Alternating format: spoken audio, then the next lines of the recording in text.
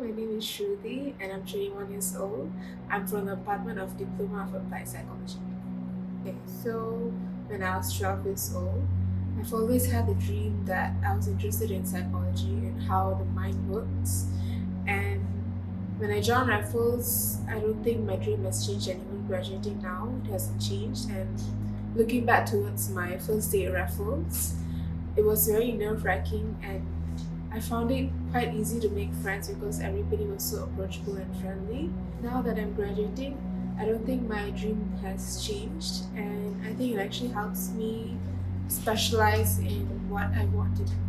Okay, so for one of my final year projects, there's a subject called forensic psychology, and I've also been interested in forensics and crime ever since I was young.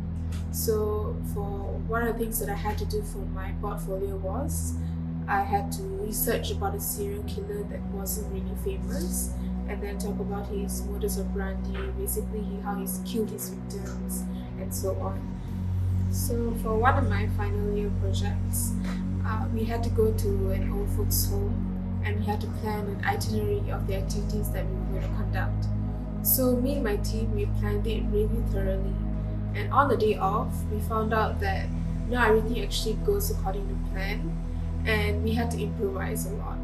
And we learned that day that okay, even if you plan everything accordingly, even to the bone, nothing goes to plan, and you always have to have a backup plan and always be ready for challenges. Okay, so I think it actually reflects in my work that I tend to be detail oriented, or in other words, perfectionistic.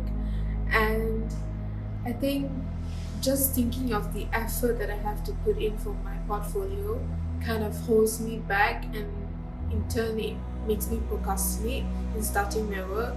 So, what do I do is I actually start little by little, day by day.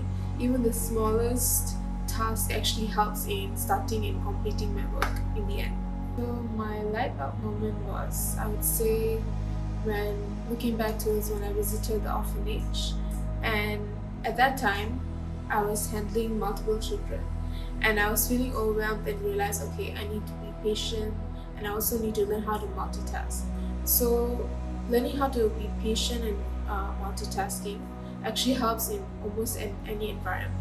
Any high functioning environment actually helps a lot, and I think that it will help prepare me for the real world events.